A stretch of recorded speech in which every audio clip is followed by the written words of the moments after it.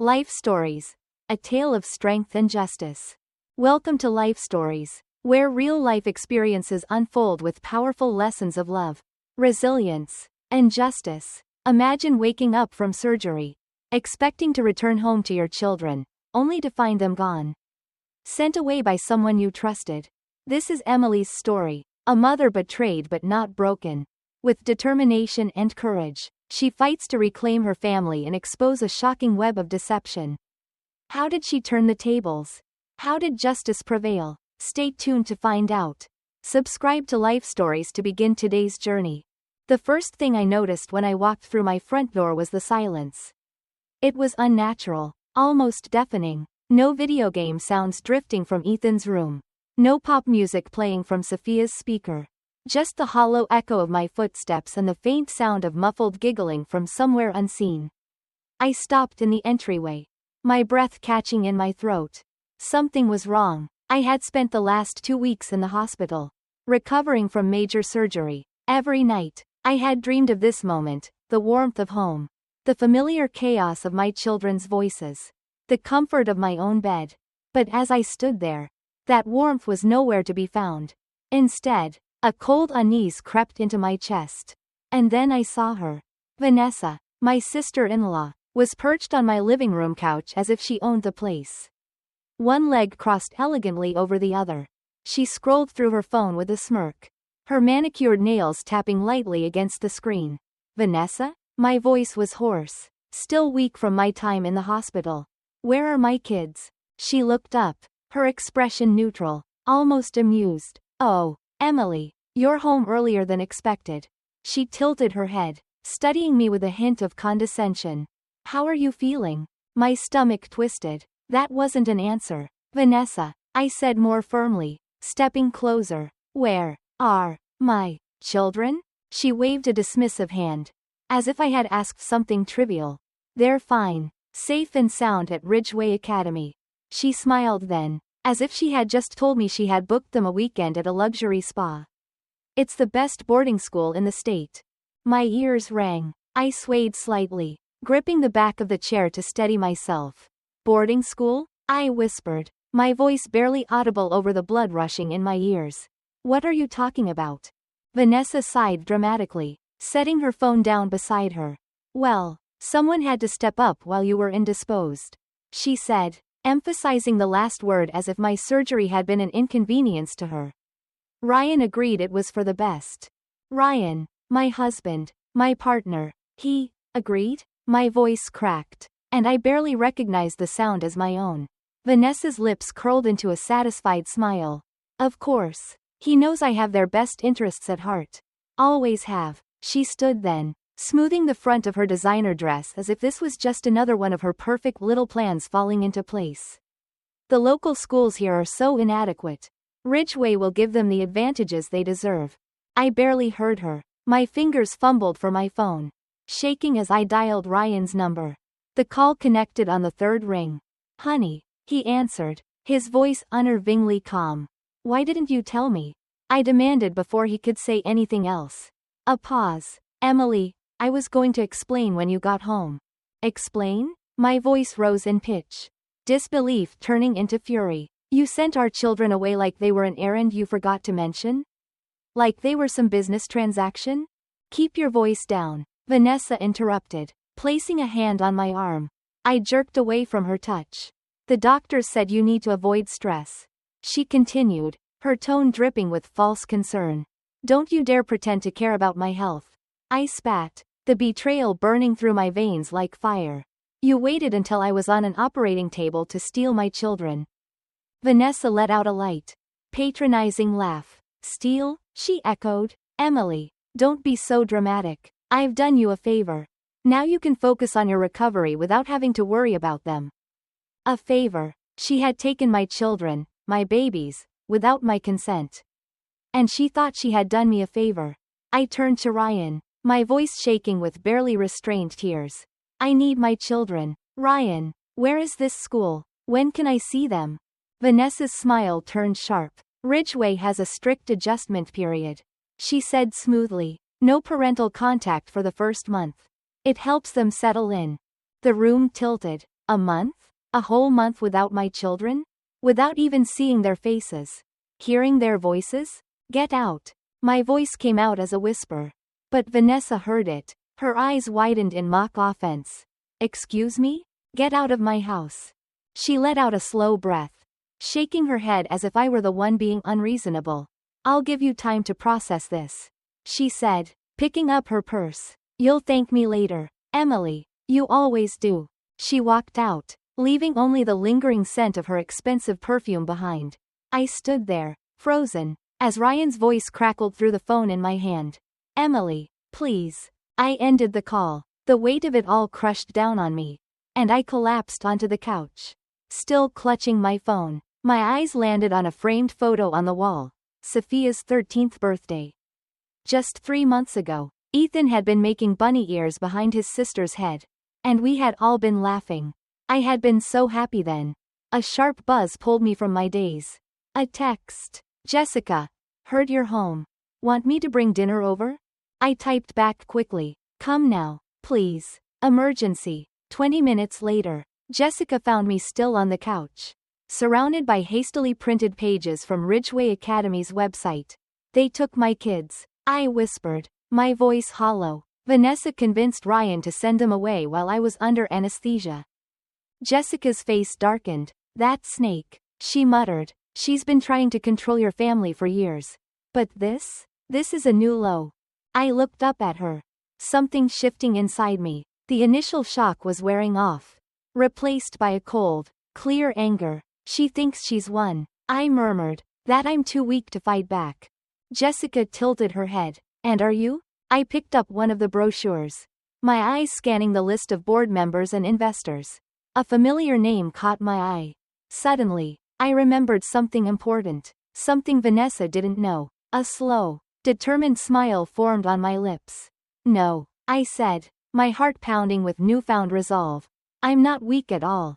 Vanessa had just made the biggest mistake of her life. Jessica placed a steaming cup of tea in front of me, but I barely noticed. My hands trembled as I shuffled through the stack of papers I had pulled from the depths of my home office. Old financial reports, investment statements, documents I had barely glanced at in years. Until now. Jessica leaned in, scanning the pages with me. Emily, what exactly are we looking for? I didn't answer right away. My pulse quickened as I flipped through the paperwork. And then, there it was. My maiden name, printed neatly at the bottom of an investment portfolio. I inhaled sharply. Oh my God. Jessica straightened. What is it? I turned the document toward her, pointing to the text. I own 15% of Ridgeway Academy. For the first time in hours, I felt something other than panic. I felt power. Jessica's mouth dropped open. You what? I grabbed my laptop, my fingers flying over the keyboard. I pulled up my emails, searching frantically until I found it. An unread message from Ridgeway's financial director. I clicked it open, and my heart pounded as I read. There's a major stakeholder meeting next week. I murmured. Policy changes. Budget approvals. Jessica's eyes lit up. Emily, do you realize what this means?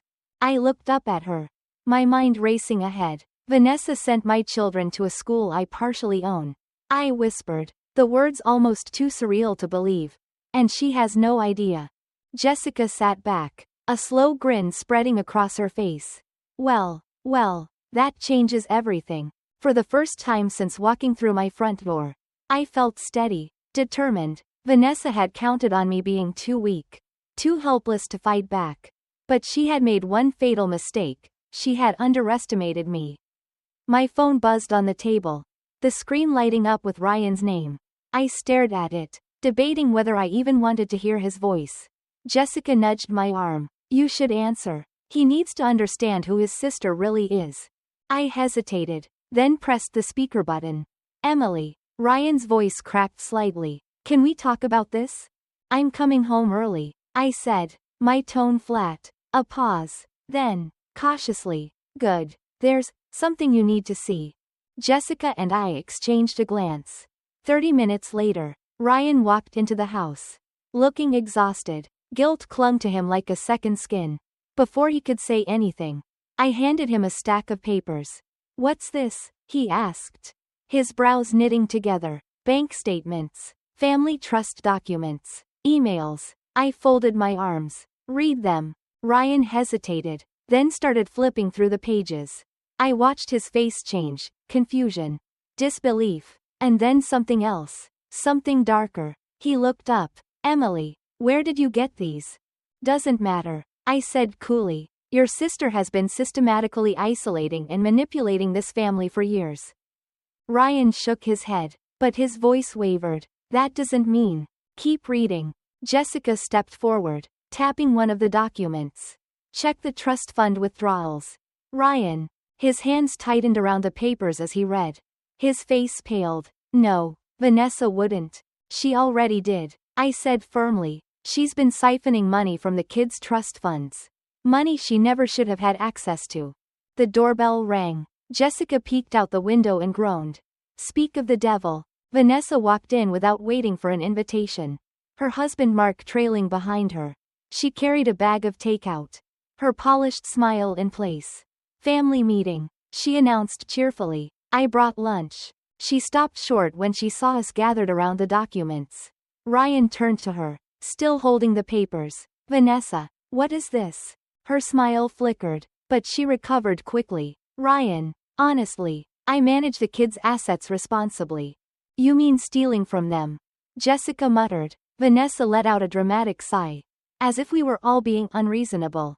Look, Emily, I know you're upset, but this is all in the best interest of the children.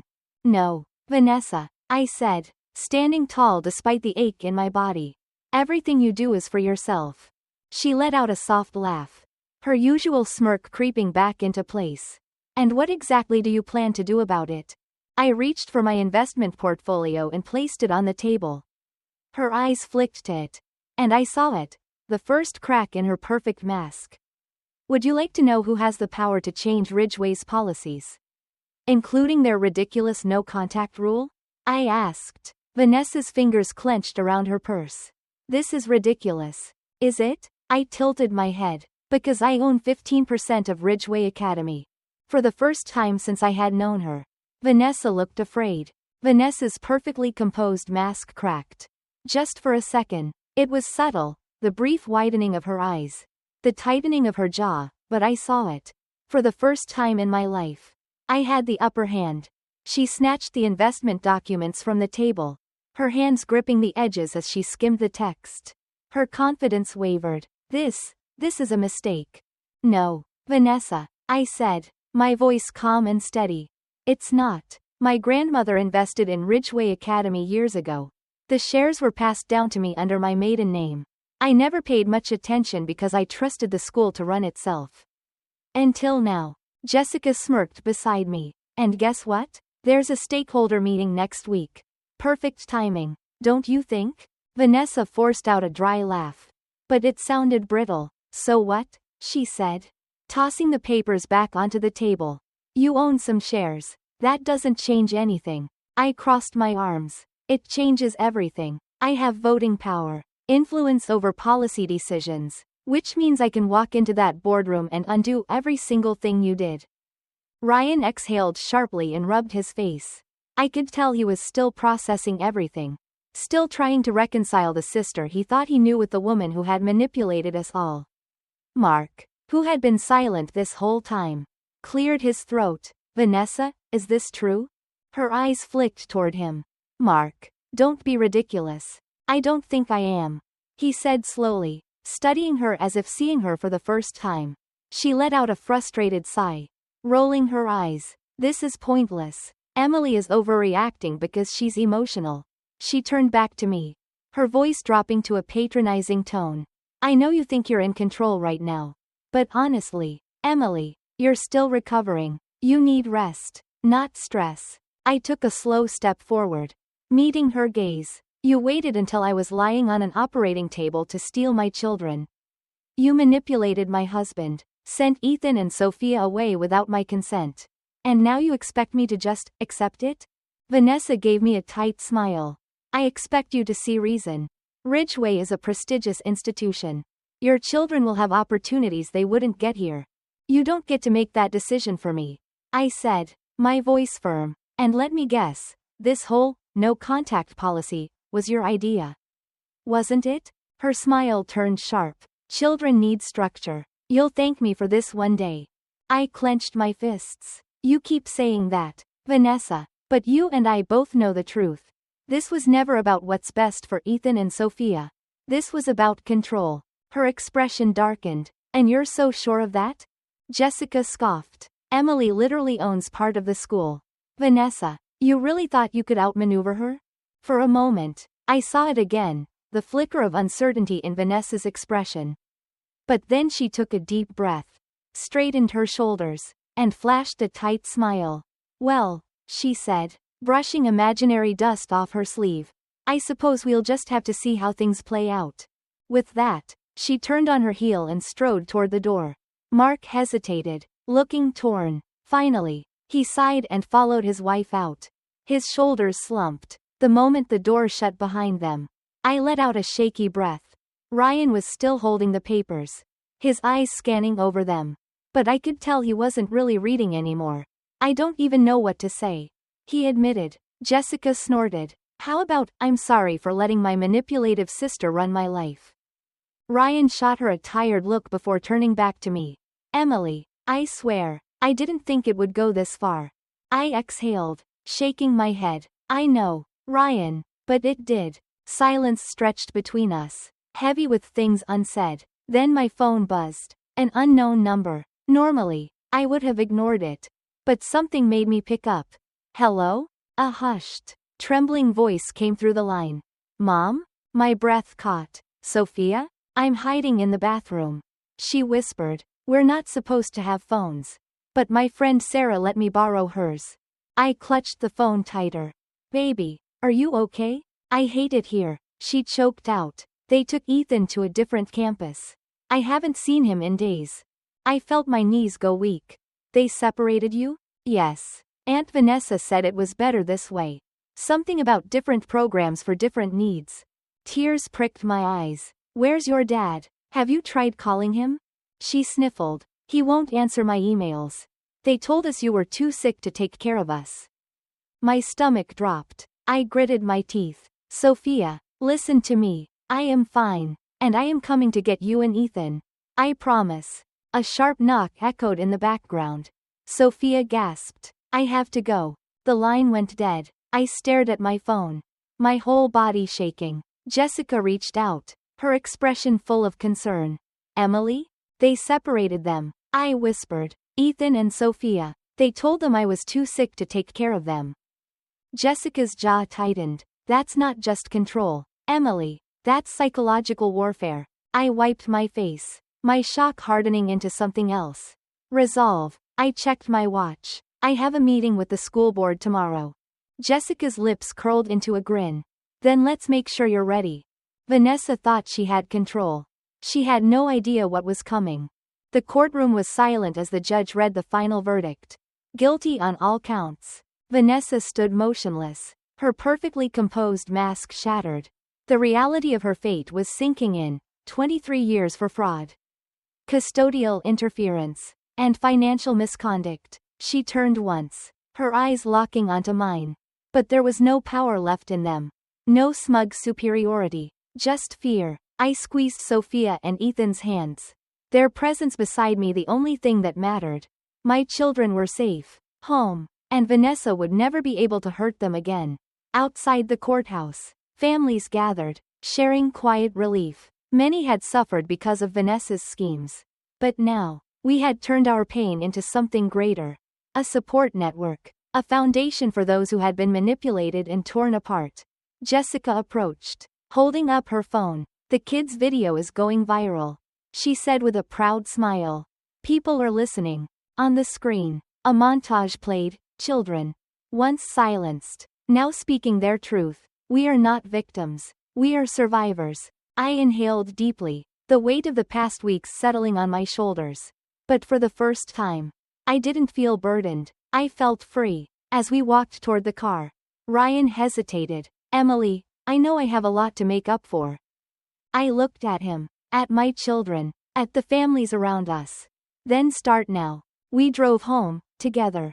And for the first time in a long time, home felt like exactly what it was meant to be. A place of love. Sometimes, the best revenge isn't about getting even. It's about moving forward. Subscribe to Life Stories for more powerful real-life tales.